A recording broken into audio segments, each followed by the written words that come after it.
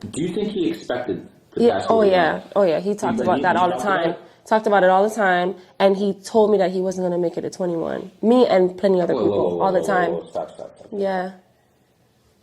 He told you a number of times he wasn't going to make To it to 21. 21. Was he joking? Was he serious when he said that? He was always I said stuff like that too. he was always serious, and that would piss me off. And why it would piss me off is because he believed in manifesting and he believed in the power of the tongue and all of those things. And I'm like, you're contradicting yourself, because one moment you're saying that, like I'll laugh and I'll be like, don't give me a heart attack when he do certain things. And he'll be like, don't say that, take that back. He would always say that to me. So I'm like, why are you saying that? Like, you're literally putting that out. And he's just like, I'm not just saying it, I know. He would always say that. And he's been very confident when he said that. He would always say that. That's exactly what happened. And that's exactly what happened. Crazy shit that nobody knows. The day before he died, Talk to me. that night he went to Walmart by himself and bought a load of white candles. Left them in the house by the fireplace. Those were the candles that we ended up using for his candlelight visual 3 days. I swear to God, I can't make it up. We actually have... How many candles? I don't remember the number, but it was a lot. I wish you knew It was the a lot. He bought... Did he White ever do candles. anything like that before? Never. So he bought a whole bunch of candles. Candles, white candles. The day before he died. The night he bought it that night, he died the following day.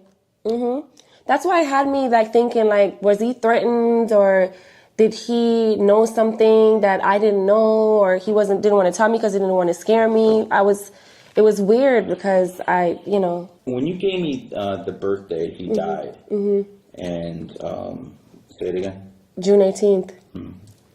2018. I looked at that day, and based off the Illuminati, Babylonian Brotherhood, New World Order, whatever you want to call it, that's not usually the day they take people out. So he was not a industry sacrificer. I personally do not believe he was an industry sacrifice. Okay. I look at, when people like Michael Jackson, people, get taken out, and they usually have certain type of numbers around them, certain type of master numbers. I don't see that here. What I do see is a lot of martyr energy in that day. I see quite a bit of martyr energy in that day. We know your son was very into numerology, was very into astrology. Is it possible that he knew from that? Yes. Well, his chart, his birth chart? Is it possible that you think, if you're around, right? Is it like a couple of days before he goes, was he acting funny? Anything different? Like I said, he went and bought the candles. He wanted me to paint his nails black that week, but I had to go to LA, so I didn't get to do it. He also said he wanted me to find him a monk. He was like, I want you to find me a monk. I'm like, a fucking monk for what? He was just like, I want a monk. Why did he paint his nails black? I don't know. I have no idea. And then he had a conversation with his aunt. White candles and black nails. Yeah, weird. So in letterology gematria, white, if you take W equals the 23rd letter, you break it down to 5, it adds up to an 11. Do the same thing with black, B equals 2, L equals to 12, break it down to 3. It also adds up to an 11. If you go to Freemasons, they always have a checkered floor. Yeah. They always have a black, white, because that's 1111.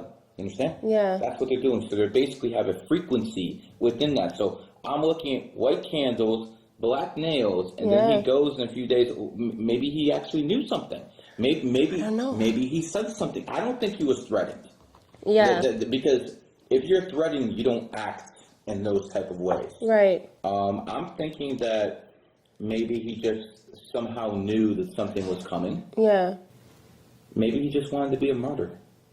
So he believed that, by the way. You pick your dates to come to this realm. You pick your death dates. He believes in all that stuff. And he told you. So again, he didn't think he was going to live to 21. He told you that many times. He also bought a whole bunch of white candles the night before he died. And he had a conversation with his aunt, and just randomly saying, if I ever was to pass away, I don't want to be burnt. I don't want to be buried. What ended up happening then? He's in a mausoleum in the wall. That's what he wanted. That's what he wanted. I'm thinking that's what he wanted if he didn't want to be burnt. And that's the Egyptian way, right? If you don't want to get burned or buried, you're going to be pretty much no other way We're to gonna do anything. when I went to the where he's buried, they had one mausoleum ready. Are you kidding? It's underwater. It's underwater and it's facing the east. What's the significance of the east? The sun rises every morning in the east, right? 100%. There's no coincidences, right? There's no coincidence. I'm trying to tap into his mind through Yeah. you know, in the last couple of days of his life. And I'm just thinking, you know, based off everything you're telling me, maybe somehow he knew he was going to go and he's doing everything he can to be a martyr. Yeah.